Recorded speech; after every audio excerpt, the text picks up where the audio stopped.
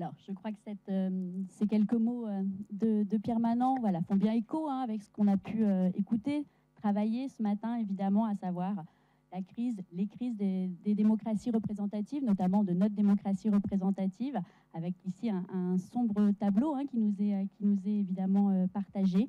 En tout cas, ça fait écho à cette polarisation, cette conflictualité.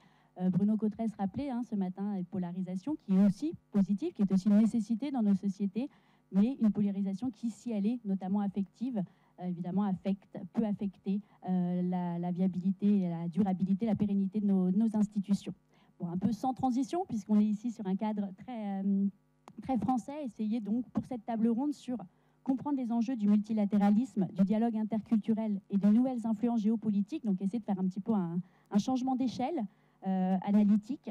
Pour cela, on a la chance d'avoir 4 intervenants à qui je vais passer donc la parole. Ensuite, je donnerai la parole à une de nos étudiantes que je présenterai au fur et à mesure.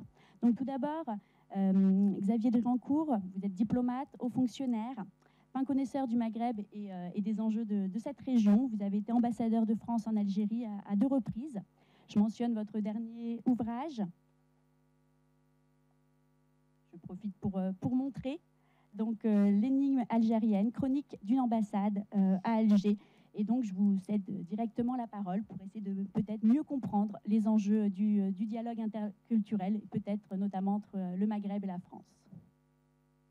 Merci. Alors, le sujet est vaste et je voudrais juste m'appesantir sur un point plus particulier qui est l'ordre ou le désordre mondial actuel et en tout cas la mise en cause d'une certaine façon de l'ordre mondial créé en 1945. C'est un sujet qui revient aujourd'hui de plus en plus dans les médias et qui est d'actualité. Dans le fond, l'ordre mondial créé en 1945, c'est un ordre qui a été créé, voulu, puis géré par essentiellement les États-Unis et la Grande-Bretagne, vainqueurs de la Seconde Guerre mondiale. Un ordre qui repose sur la présumée sagesse, je dis présumée sagesse de 5 grandes puissances qui sont les vainqueurs de la Seconde Guerre mondiale, les 5 grands comme on les appellera. Un ordre mondial fondé sur ces 5 grands qui ont ou auront par la suite l'arme atomique, et puis un ordre mondial qui est prolongé par un ordre aussi économique et financier d'inspiration libérale, avec les prolongements de Bretton Woods, du Fonds monétaire international, de la Banque mondiale, puis de l'OECE, l'OCDE, ensuite le GATT. Donc un système international qui veut mettre fin au désordre qu'avait créé le traité de Versailles.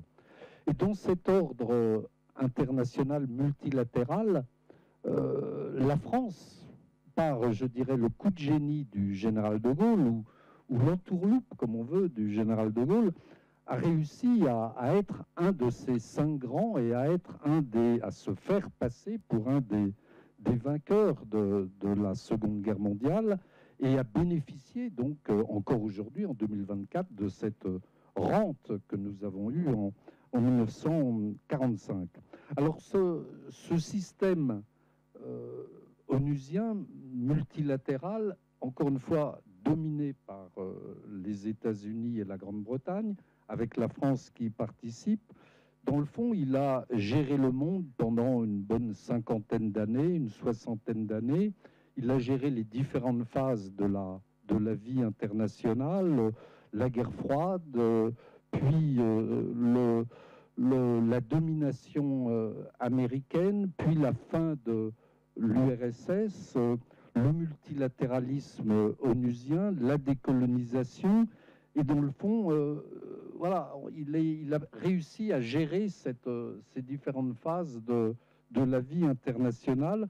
Mais aujourd'hui, il est remis en cause, ou mis en cause par plusieurs facteurs que sont la montée de la Chine, par ce qu'on appelle proprement le Sud global, d'abord les BRICS, puis le Sud global, ou en tout cas de nouvelles solidarités régionales souvent, et puis aussi remis en cause, je dirais, de notre propre faute, parce que c'est la crise de ce qu'on appelle les valeurs, ou plutôt nous avons voulu considérer comme universelles des valeurs qui sont les valeurs occidentales ou les valeurs d'une trentaine de pays, dans le fond, les pays de l'OCDE, les pays de l'Europe, les États-Unis, le Canada, auquel on ajoute l'Australie, la Nouvelle-Zélande et quelques pays d'Amérique latine. Et on a voulu considérer que ces valeurs occidentales, encore une fois, la démocratie, les droits de l'homme, l'égalité homme-femme, etc., sont des valeurs universelles. Or, il faut bien reconnaître que les 2/3 de la planète ne reconnaissent pas ces valeurs comme universelles. Alors, cet ordre mondial, il est, je dirais, doublement remis en cause donc par ces différents éléments que je viens de citer. Et pour ce qui concerne la France, c'est aussi notre statut, en quelque sorte, de 1945 qui est contesté, parce que déjà en 1945, à la signature de l'armistice à Reims, le général Keitel contestait la présence du général de Lattre. Je lisais l'excellent livre de Claude Martin, qui a été ambassadeur à Bonn puis à Berlin pendant 10 ans, pendant 9 ans et demi, et qui rappelait incidemment que tôt ou tard, un jour, les Allemands nous posent la question, mais comment vous, Français, réussissez-vous, dit Claude Martin, à faire croire au reste du monde que vous avez gagné la Seconde Guerre mondiale? Donc, voilà, est-ce que nous sommes préparés à cette remise en cause? Ça a des conséquences, évidemment, en Europe, parce qu'en Europe, jusqu'à présent, il y avait, j'allais dire, un leader économique qui était l'Allemagne, un leader culturel qui est la Grande-Bretagne, en raison notamment de la puissance de l'anglais, et puis un leader stratégique auquel on reconnaissait en tout cas ce rôle, qui était la France, qui a l'arme atomique et qui est membre permanent du Conseil de sécurité et qui intervient régulièrement, qui intervenait en Afrique notamment, avec une certaine légitimité. Et aujourd'hui, ben voilà, nous sommes exclus d'une partie du monde africain. Au Maghreb, nous avons également des difficultés, et notre situation économique et budgétaire fait que notre statut, entre guillemets, est mis en cause, y compris par l'Allemagne. Voilà. Très bien, merci beaucoup pour cette première intervention. Je vous cède donc directement la parole. Yagale Bagayoko, qui est docteur donc, en sciences politiques. Vous êtes également présidente de l'African Security Sector Network. Et peut-être qu'on peut revenir un petit peu sur la gestion de conflits ou sur des thématiques voilà, pour permettre d'éclairer mieux le multilatéralisme. Merci beaucoup.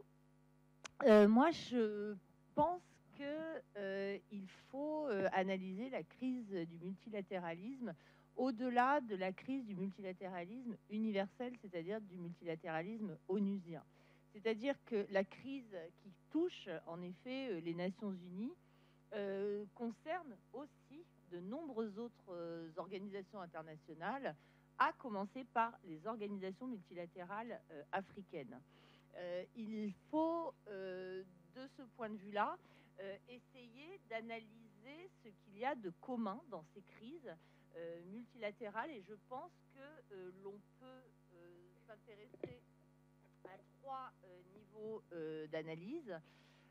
D'abord, les valeurs que vous avez énoncées, je pense qu'il faut les déconstruire. Démocratie n'égale pas droit de l'homme. Il y a la démocratie, c'est un régime, un type de régime politique, et à l'évidence, on a eu dans certaines zones, et moi je parlerai de celle sur laquelle je travaille le plus, à savoir l'Afrique, le sentiment que la démocratie a été dévoyée. Donc est-ce qu'il y a rejet de la démocratie en tant que telle? Je n'en suis pas convaincue. La difficulté est que les organisations multilatérales elles-mêmes se sont rendues complices de ce dévoiement, notamment en réduisant la démocratie à sa simple expression électoraliste, sans se rendre compte que la démocratie, c'est aussi la protection des libertés publiques, c'est aussi la protection de l'état de droit. Et à partir du moment où un certain nombre d'États ont été dirigés par des civils que l'on a considérés comme démocratiquement désignés, tout ça parce que les résultats de scrutin les avaient désignés comme les vainqueurs, on a pensé qu'on pouvait s'en satisfaire. Alors je pense que d'une part, c'était faire fi avec hypocrisie de la façon dont se déroulent ces scrutins. Enfin, un certain nombre d'entre nous, d'entre vous, a sans doute été observateur électoral. On sait très bien que ce n'est pas forcément au moment du scrutin que se situent les fraudes. Les achats de vote, la cooptation, c'est bien en amont des scrutins. Et ça, tout le monde le sait. Hein. Toute personne qui a un peu d'expérience de ces processus électoraux internationaux le sait parfaitement bien, à commencer par les acteurs multilatéraux eux-mêmes, qui sont eux-mêmes observateurs. Il y a cet élément-là. D'autre part, on a considéré que ces civils désignés étaient exempts de tout respect d'un certain nombre de principes, et il y a eu un nombre de lois liberticides qui ont été adoptées par ces régimes élus, qui a créé bien entendu la défiance, sans parler de l'instrumentalisation de la justice, c'est-à-dire de la violation caractérisée de l'état de droit par les civils. Et encore une fois, les organisations internationales ont largement fermé les yeux, tout comme les partenaires. Moi, j'aime pas tellement parler de partenaires occidentaux. Je pense qu'on peut parler de partenaires transatlantiques très souvent, en réalité, plus qu'occidentaux. Et ça c'est évidemment une difficulté. Il y a eu aussi et c'est sans doute le plus grave, une application totalement arbitraire des principes que sont censées porter ces organisations multilatérales. Et de ce point de vue-là, les organisations africaines sont particulièrement intéressantes parce que cette CEDEAO, par exemple, l'organisation sous-régionale de l'Afrique de l'Ouest, qui est en crise très très grave, alors qu'elle a été considérée comme étant la plus avancée en matière de promotion à la fois d'une gouvernance libérale et démocratique, et d'autre part en termes de gestion de la sécurité, elle est aujourd'hui accusée d'avoir fait une différence entre les coups d'État militaires et les coups d'État civils, ce qui est qualifié comme tel dans les opinions publiques, parce que les principes qui sont extrêmement clairs ont été appliqués de manière totalement erratique. En réalité, quand on voit les cas de la Côte d'Ivoire, de la Guinée, dont les présidents civilement désignés ont manipulé, ont modifié leur constitution, bien entendu que c'est inacceptable aux yeux des opinions publiques. Donc la crise, elle ne vient pas forcément de populations ou d'opinions publiques ou de régimes qui se défient des principes qui seraient promus par une certaine catégorie de la société internationale, mais il faut faire cet examen de conscience de ces organisations. Deux autres éléments, rapidement. Il y a aussi la crise des méthodes qui sont utilisées. Il faut interroger le fonctionnement quotidien du multilatéralisme. Est-ce qu'on a été sérieux dans cette crise qui, pour moi, a véritablement deux périodes. En effet, il y a la période post-45, mais là où la victoire du multilatéralisme s'affirme, c'est à partir de 1990, avec la multiplication des opérations de maintien de la paix, etc., la multiplication des instruments comme les sanctions, la multiplication des processus d'ingénierie institutionnelle qui sont fondés sur des méthodes qui ignorent totalement les contextes locaux. Est-on vraiment sérieux quand on continue à concevoir des programmes depuis les sièges de ces organisations qui sont fondés sur des log frames, donc des cadres logiques, qui sont fondés sur des indicateurs complètement quantitatifs, qui sont fondés sur des théories du changement qu'on ne peut même pas traduire dans les langues locales tellement ils sont hors sol en réalité. Donc les méthodes des organisations internationales doivent être enregistrées. Et enfin, les acteurs sur lesquels elles s'appuient, notamment cette société civile mythifiée, idéalisée, qui a complètement changé elle aussi, qui est de moins en moins libérale dans la plupart de ces pays, qui est elle aussi de plus en plus demandeuse de souveraineté, de patriotisme, et qui est très différente de la société civile gestionnaire à laquelle on a confié la mise en œuvre de tous ces programmes. Donc je pense que l'analyse de cette crise du multilatéralisme que l'on constate de toutes parts doit vraiment rentrer dans les détails techniques que je viens d'évoquer. Merci. Merci beaucoup pour cette interrogation. On voit qu'on ne se sort pas de cette thématique de la crise de nos démocraties représentatives, crise du multilatéralisme et peut-être crise finalement de cette démocratie procédurale. Merci beaucoup. Je cède maintenant la parole à Jean-François Colosimo, qui est donc historien, éditeur, essayiste, qui a dirigé donc les éditions du CNRS avant de diriger aujourd'hui les éditions du CERF. Je mentionne ces deux dernières parutions, ces deux derniers ouvrages, notamment La crucifixion de l'Ukraine, 1000 ans de guerre et de religion en Europe, sorti en 2023, si je ne m'abuse, et Occident, ennemi mondial, numéro 1, également aux éditions Albin Michel. Merci.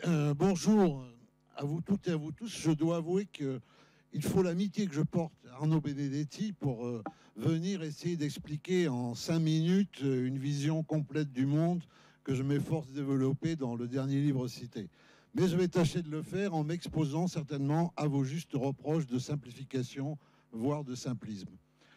Ce qu'on n'a pas vu venir, c'est le retour des empires dont le carburant est en fait le retour du religieux. Ces empires, ils sont au nombre de 5 d'importance.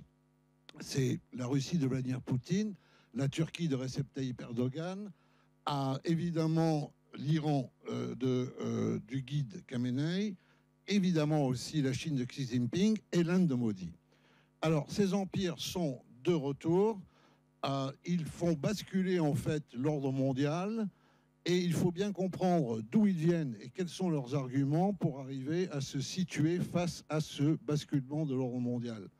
L'histoire est ancienne, elle date de 1492, de la sortie de l'Europe de son Finistère eurasien, n'est-ce pas, et de sa conquête en fait du monde à travers sa maîtrise de la rationalité, de la technique, de la science, de l'art militaire, etc., etc., etc. Cet arraisonnement du monde a provoqué dans les anciens empires, qui sont les formes en fait préfiguratrices des empires d'aujourd'hui, à savoir l'empire tsariste, l'empire ottoman, l'empire Qing, l'empire perse et l'empire moghol, a provoqué en fait partout la même réaction, à savoir comment est-ce qu'on allait faire pour résister à cette européanisation. Eh bien, en s'européanisant. Et au XIXe siècle, il y a eu en fait 2 véritables phases. La première, celle de grandes tentatives de réforme. On s'habille à l'européenne, on élimine la chevalerie, on forme des armées, des universités, etc. Mais ces réformes échouent parce que d'abord, d'un côté, il n'y a pas la prise en compte des peuples, et de l'autre, surtout, il n'y a pas de remise en question de la divinisation du pouvoir. Et donc, dans un deuxième temps, au XIXe siècle, on assiste au contraire à des grands mouvements de réaction avec des volontés de société d'ordre qui débouchent à travers ces avant-gardes que sont l'armée et l'université, qui débouchent sur les révolutions après 1918 qui marquent la fin de la domination planétaire de l'Europe. Après 1918, donc, on voit naître de nouvelles réalités, ces empires se métamorphosent, l'empire ottoman donne lieu à la Turquie moderne, l'empire perse donne lieu à l'Iran moderne, qui sont 2, en fait, perpétuations de ce modèle d'occidentalisation à travers le fait national militaire. Ce sont 2 militaires qui font ces pays, et les autres mutent, en fait, les 2 autres grands mutent sur un modèle lui aussi occidental révolutionnaire. Lénine, évidemment, en Union soviétique, un peu plus tard, Mao en République populaire de Chine, Nehru en Inde, transitant entre les 2 modèles, en fait. Et en fait, comme le dira Malraux, Atatürk à Ankara, Pahlavi à Téhéran, Mao à Pékin, Staline à Moscou et Nehru à New Delhi, c'est le triomphe radical de l'Occident planétaire. N'est-ce pas? Pourquoi? Parce qu'on assiste à ce moment-là, effectivement, à une forme d'occidentalisation à marche forcée qui va être totalement destructrice, en fait, des cultures et des identités, et principalement parce que c'est ces ultra-progressistes occidentalisés et occidentalisateurs ont pour moteur, je dirais, se débarrasser de la révolution sur le modèle 1793, puisque la religion, c'est l'obscurantisme. Et donc, ils vont véritablement aussi, vous voyez la révolution culturelle chez Mao, s'attacher à détruire le front religieux. Pahlavi se fait renverser par un regain du religieux qu'il a voulu supprimer. Erdogan, etc. Donc, on en arrive là, à aujourd'hui, et qu'est-ce qui se passe? C'est que, évidemment, tout ça ne marche pas, parce qu'ils comprennent ce phénomène européen occidental comme un prométhéisme délirant, fabriquant, en fait, les peuples, réformant aux besoins la nature, inversant les fleuves, enfin, etc. Le résultat est catastrophique. Arrivent leurs successeurs se disent tout allait bien, le système de la caserne, le système du camp, le système de la répression, de la police, tout ça, on le garde. Mais nos prédécesseurs ont fait une grosse faute. La faute que nos prédécesseurs ont faite, c'est d'oublier le religieux, parce que le religieux, c'est quoi? C'est l'inclusion maximale. Si vous avez un pays qui marche sur une religion, tout le monde marche au pas, du matin au soir, toute la semaine, toute l'année, au rythme, n'est-ce pas, des liturgies. Deuxième point, la religion, c'est un levier d'exclusion, puisque ma religion est vraie et la vôtre est fausse. Et troisièmement, c'est un facteur de mobilisation, parce qu'il est quand même plus facile d'expliquer aux gens qu'ils vont gagner une immortalité dans l'éternité auprès du principe divin que de leur dire que leur nom sera porté sur le monument aux morts, n'est-ce pas? À tout prendre en termes d'espérance et de pari, il y en a un pari qui est supérieur à l'autre.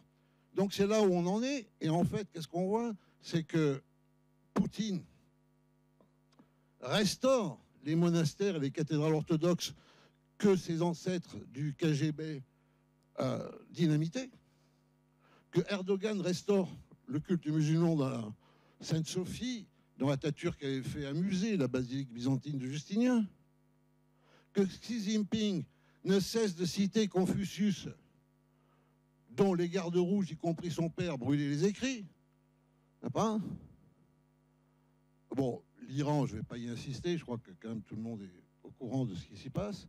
Et en Inde, Modi, au nom de l'Hindutva, de l'hindouité, d'un principe supérieur d'identité purifiée, veut réhindouiser les Indiens comme les islamistes veulent réislamiser les musulmans.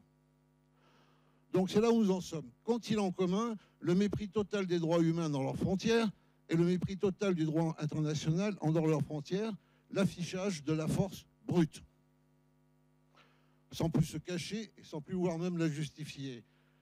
Qu'ont-ils d'autre en commun? Ce qu'ils ont fait lorsqu'ils sont réunis en Ouzbékistan à l'occasion du forum de Shanghai, tout à côté de cet Afghanistan qui est l'interland du grand continent eurasien, qui est en fait la clé du monde, ou la clé de la possession du monde. Ils dénoncent quoi? Cet Occident corrompu, corrupteur, cet Occident décadent, cet Occident prédateur, ce grand Satan en quelque sorte, qu'il leur faut abattre pour installer un ordre nouveau, disent-ils, qui sera plus juste. Alors, je finis rapidement. Le problème, c'est que cet Occident existe-t-il en dehors de leur représentation, n'est-ce pas? On peut dire tout simplement que cet Occident a du mal à exister parce que, en fait, ce à quoi il s'adresse, c'est à la domination américaine sur l'Europe de l'Ouest. C'est à ça qu'il s'adresse, en fait, parce que si on regarde bien cet Occident, si on veut le décrire comme le règne de la démocratie, de l'état de droit, des libertés, etc., il s'avère qu'on pourrait mettre des pays d'Amérique latine dedans, mais on n'y pense jamais. Donc ce n'est pas un contenu idéologique. Non, il désigne en fait ce cartel anglo-saxon qui a régenté en fait l'ordre mondial depuis la Deuxième Guerre mondiale. Et là, nous, on a un problème, c'est qu'on a remis notre sécurité aux États-Unis qui, pour des raisons complexes, en fait, mais que je vais résumer là encore, ont la même constitution politico-religieuse que ces empires. Les États-Unis ont une religion civile, n'est-ce pas? Je pourrais m'y attarder si vous voulez pour le décrire. Mais aux États-Unis, les églises sont libres de l'État, mais l'État n'est pas libre de Dieu, pour aller vite. Et donc, qui plus est, les États-Unis ont un mythe fondateur qui est à l'inverse de celui de l'Europe, parce qu'en Europe, depuis l'Iliade, on sait qu'on est toujours en risque d'inhumanité, alors que le mythe américain, c'est la domination innocente. Et donc, nous sommes aujourd'hui, en fait, pieds et mains liés, désarmés, face à un monde en éruption, où, finalement, ceux qui nous montrent la meilleure voie de ceux dont nous sommes accusés d'être, ce sont tous ces résistants dans ces pays, que ce soit en Russie ou en Ukraine, que ce soit évidemment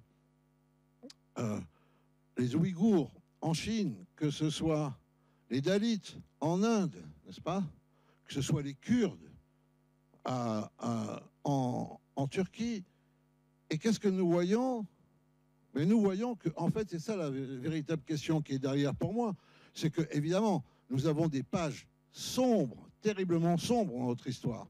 C'est certain, n'est-ce pas? Mais s'il y a eu une seule qualité de l'Europe, je dis bien l'Europe et pas l'Occident, c'est la capacité du retour critique sur soi et du fait de demander pardon pour ce qu'on a identifié comme le mal. C'est déjà dans l'Iliade, lorsque, effectivement, Achille pleure lorsque Priam lui réclame le corps de son fils. Face à ça, oui, moi, je continue à défendre l'universalité des droits parce que je considère que les femmes de Téhéran, lorsqu'elles s'exposent au tir des bourreaux, ce n'est pas pour devenir des Californiennes. C'est pour être respectées dans leur liberté et leur dignité, tout en restant des femmes iraniennes de langue, de culture et tout le reste. Donc je pense que là, c'est là où se situe le véritable débat aujourd'hui. Et c'est là où, effectivement, bien, nous voyons que, pour ce qui est de la démocratie que nous avons tellement du mal aujourd'hui à identifier, à chérir, nous voyons qu'il y a des gens qui, ailleurs, sont prêts à mourir pour ce qu'elle représente, même si c'est nébuleux, n'est-ce pas? Et je conclurai là-dessus. Lorsque Navalny a échappé à l'empoisonnement et s'est retrouvé en Allemagne, il est rentré en Russie, sachant ce qu'il attendait, parce qu'il disait, tout simplement, je ne peux pas dire à mes compatriotes de résister en étant moins en sécurité. Alors, s'il y a un esprit qu'il faut défendre, c'est celui-là. Merci beaucoup pour cette vibrante intervention. Je vais passer la parole maintenant à notre dernière intervenante, Selena Soie, qui est donc spécialiste du numérique et qui est entrepreneuse et présidente fondatrice de Regard. Je vous remercie. Je suis ravie d'être parmi vous aujourd'hui. Je remercie Richard pour l'invitation. Alors, je vais vous donner un petit peu de contexte en me présentant. Je suis Selena Soie, j'ai 35 ans. Je suis née au Gabon, où j'y ai grandi jusqu'à l'âge de 10 ans, pour ensuite faire toutes mes études en France. Donc, je suis entrepreneur franco-gabonaise. Je suis à la tête de plusieurs sociétés. Notamment, à 30 ans, j'ai créé un opérateur télécom au Rwanda, où je viens d'avoir une licence du gouvernement pour 15 ans. J'ai également créé une autre société en Europe, Regcard, qui facilite la mobilité des voyageurs. Et je suis membre de certaines organisations qui ont pour engagement, le rapprochement culturel. Donc, je suis membre du conseil d'administration de l'Institut Aspen France et je suis membre de Women in Tech Global Movement. Toutes mes activités m'emmènent à voyager énormément entre l'Afrique, les pays du Golfe, les États-Unis et l'Europe. Aujourd'hui, nous vivons dans un monde du 21e siècle qui est un monde global, un monde du numérique, la 4e révolution industrielle. Au fil du temps, j'ai observé de profondes mutations liées à la généralisation d'Internet.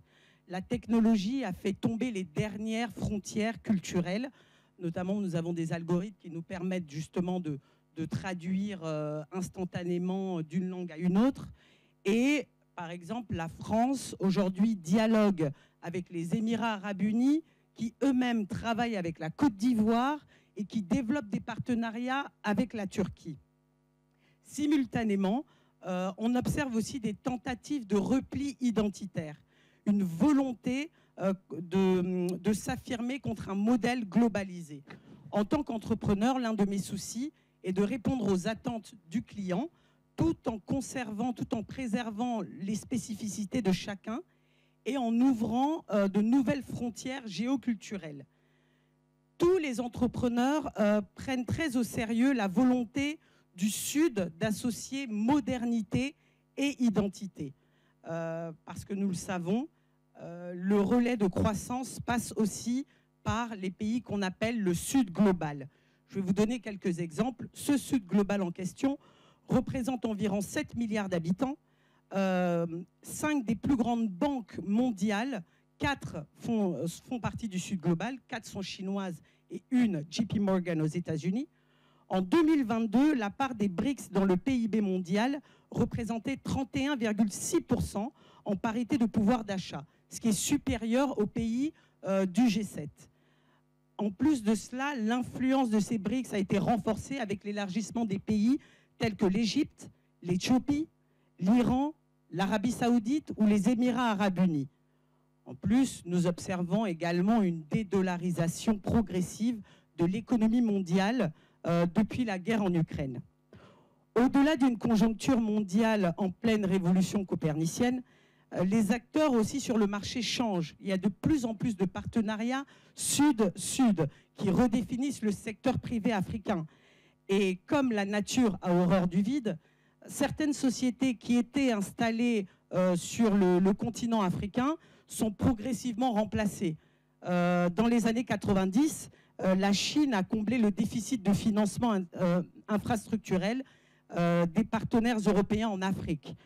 Ou encore le retrait progressif de certaines banques telles que la Société Générale ou alors la Barclays a laissé place ou a profité à certaines banques comme la banque marocaine Attijari Wafa ou alors certaines banques provenant du Golfe Persique. Parlons aussi des Turcs. Les Turcs sont très présents dans le bâtiment ou les constructions d'infrastructures lourdes. Les alliances militaires également évoluent. Beaucoup parlent de la milice russe Wagner, mais aussi la défense en Afrique s'internationalise et se panafricanise. Prenons l'exemple de l'engagement des soldats rwandais dans le canal du Mozambique. Je ne m'attarderai pas sur les questions géopolitiques parce que je ne suis pas une experte en géopolitique, je ne fais qu'apporter mon point de vue en tant qu'entrepreneur, mais il me semble que certaines institutions internationales nées au lendemain de la Seconde Guerre mondiale ne représentent plus réellement la réalité des rapports de force. Le Sud global réclame une meilleure représentation dans les concerts des nations. Les bases du dialogue mondial sont en pleine redéfinition. Le monde change. Il ne faut pas craindre la concurrence, bien au contraire, mais il faut tenter de créer les conditions de clôture de contrats à des bénéfices partagés. Pourquoi pas qui ouvrirait des voies à des nouveaux partenariats euro-américano, africano, asiatiques. Il ne faut absolument pas il nous faut absolument éviter le choc des cultures. Donc les entrepreneurs en particulier, à mon sens, les entrepreneurs en particulier les PME ou les startups ont une importance majeure à jouer dans le renouvellement des relations internationales. Merci. Merci beaucoup pour cette intervention. Alors, pour essayer de tenir les délais qui sont les nôtres, je vais directement passer la parole à une étudiante, une de nos étudiantes, donc Léa Riva, étudiante en Bachelor 3 ici, et présidente également d'un think tank d'étudiants. Donc, je vous cède la parole. Merci à vous pour vos différentes interventions et vos différentes analyses. J'ai deux questions, dont une auxquelles vous avez en partie tous répondu. La première est donc du coup, les institutions internationales et les organisations internationales sont-elles toujours le reflet de la promotion du multilatéralisme et du dialogue interculturel comme pensé lors de leur création? Et ma deuxième question est comment penser l'universalisme démocratique dans un monde fracturé et est-ce que ce concept est toujours d'actualité aujourd'hui? Merci. Alors, allez-y peut-être, comme première Moi, je élément de crois réponse. que c'est une illusion de penser que les organisations internationales, d'abord, certaines d'entre elles sont nées très tardivement après 1945. qu'elles n'ont jamais véritablement exercé des pouvoirs régulateurs qui seraient si forts, qui seraient depuis totalement perdus. Ça n'est pas vrai. La régulation du monde jusqu'en 1990, c'était les deux blocs, c'était la bipolarité, n'est-ce pas? Et c'était le fait que, et américains et soviétiques, étaient parfaitement au courant du fait que l'affrontement nucléaire était interdit et tous les affrontements se déroulaient sur des théâtres annexes, Asie, Afrique, Proche-Orient et autres. Donc la régulation, c'était celle en fait de deux puissances dont aucune d'entre elles n'avait intérêt finalement à annihiler l'autre, parce que l'annihilation de l'autre aurait été la sienne propre immédiatement. Ça s'appelle l'équilibre de la terreur. Cet équilibre de la terreur est un peu perdu parce que tout le monde aujourd'hui est devenu propriétaire d'un morceau, d'une part de terreur. Voilà, c'est tout. Et puis parce que la terreur a changé aussi de modèle. C'est plus une terreur assez conventionnelle. C'est une terreur en fait qui touche principalement les populations civiles de quelque forme que ce soit, attentats, guerres, enfin, etc. Donc je crois que c'est ça la grande transformation. Je ne pense pas qu'il y ait eu tant de résolutions de l'ONU qui étaient jamais suivies entre 1945 et 1990. Vous voyez, elles ne sont pas plus suivies aujourd'hui, mais elles n'étaient pas plus hier. C'est ça que je veux dire. Je crois que c'est plutôt...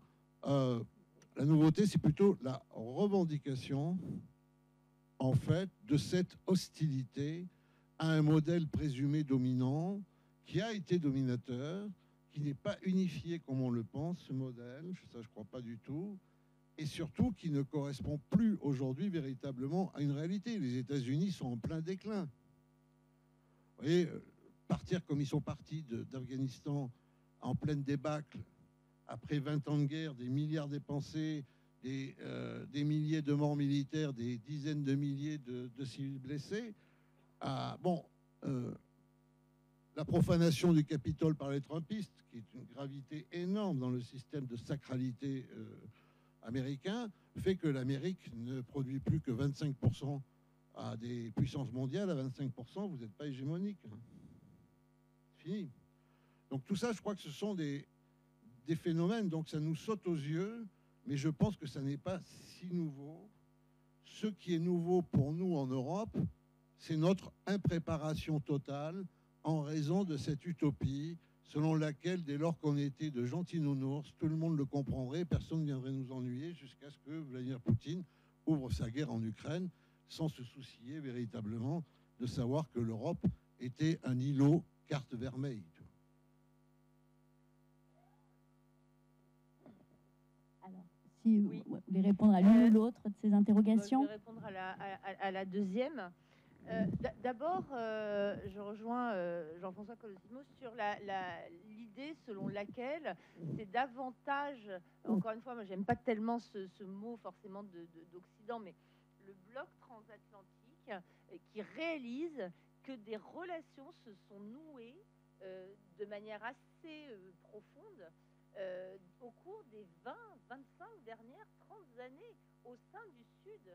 Entre les partenariats Sud-Sud se sont beaucoup développés. Vous parliez de la Turquie, vous parliez de l'Iran, on peut parler de l'Arabie Saoudite, etc., de la Chine, bien entendu. Tous ces partenariats existent depuis une trentaine d'années. On ne les voyait pas. On pensait, si on regarde le cas de l'Afrique, on pensait qu'il y avait uniquement le sommet UE-Afrique ou le sommet Afrique-France. C'est faux. Donc ça, c'est pas nouveau. Déjà, c'est la première chose. Pour ce qui est du multilatéralisme, là aussi, je pense qu'il faut regarder organisation par organisation. Ce qui est sûr, c'est qu'on revient à davantage de logique intergouvernementaliste plutôt que supranationale au sein des organisations multilatérales, avec l'exception de l'Union européenne, bien sûr. Mais vraiment, ce sont avant tout les logiques inter-États qui gouvernent le multilatéralisme. On a beaucoup de mal à trouver des logiques plus fonctionnelles ou plus, encore une fois, supranationales. Mais pour ce qui est des valeurs, moi je vous rejoins. Moi je crois à l'universalisme des valeurs, beaucoup moins des modèles politiques, en tout cas dans leur forme. On le voit d'ailleurs au sein même de cet espace transatlantique. Mais en revanche, que les valeurs soient universelles, je n'en ai pas de doute. Mais je pense qu'il faut recommencer à élargir élargir leur socle de référence. C'est-à-dire que je pense que toutes les sociétés, je ne dis pas les États, j'insiste vraiment sur le mot société, portent en germe l'idée selon laquelle la dignité humaine doit être placée au-dessus de tout. Ça, c'est vrai dans toutes les sociétés. Et accepter, notamment pour ce qui concerne les droits de l'homme, de dire oui, leur origine n'est pas uniquement... Bon, alors j'exagère un peu parce qu'il y a aussi des références chinoises dans la Déclaration universelle des droits de l'homme, mais élargir ce socle à d'autres références, à d'autres sociétés, ça, je pense que c'est un vrai agenda international qui permettra de réunir autour de ces principes sans les qualifier forcément de droits de l'homme, mais le mot de dignité humaine me paraît pouvoir rassembler beaucoup aujourd'hui. Et la notion de sud global, c'est une notion évidemment extrêmement polémique. C'est une notion stratégique, animée quand même par ses puissances. D'ailleurs, les Russes se sont rendus compte qu'il fallait qu'ils arrêtent de parler Poutine. Parce que, enfin, pour moi, Poutine n'est pas russe. Donc, j'en m'entends par là. Si on aime la Russie, on est contre Poutine qui est en train de la détruire, comme il est en train de détruire l'Ukraine. Donc, Poutine s'est rendu compte que, quand même, à force de parler du sud global, les Chinois et les Indiens avaient l'air un peu plus sud que lui. Et donc maintenant, il parle de majorité mondiale, tu vois. Bon, comme ça, c'est un peu moins. Parce qu'évidemment, vu des glaces de Kiji, le sud global, c'est, tu vois, sur fond de neige, c'est pas génial. Évidemment que dans le sud, on n'aime pas tellement Poutine. À mon avis, on peut avoir de très mauvais souvenirs de l'Union soviétique. On peut aussi subir une forme de néocolonialisme de la part de la Chine, de la part de la Turquie, de la part de l'Inde et de la part de la Russie, particulièrement parfois avec des formes très violentes, comme le groupe Wagner, qui n'est quand même pas rien en Afrique de l'Ouest. Mais évidemment, on sait tout ça, mais en même temps, il est vrai qu'il y a cette petite musique qui joue, qui gagne, c'est que nous ne sommes pas, nous qui donnons tant de leçons de morale, à la hauteur de l'éthique que nous disons professer. Et je dirais qu'il y a un double problème qui est celui de l'Europe et celui des États-Unis. Et je me rappelle du temps, peut-être l'ambassadeur s'en souvient bien lui aussi, où la France ne cédait pas à toutes les sirènes américaines et ne s'embarquait pas dans n'importe quelle expédition au Proche-Orient et gardait son compte à soi en tant qu'effectivement nation qui avait su regarder, si je puis dire, les yeux dans les yeux son propre passé.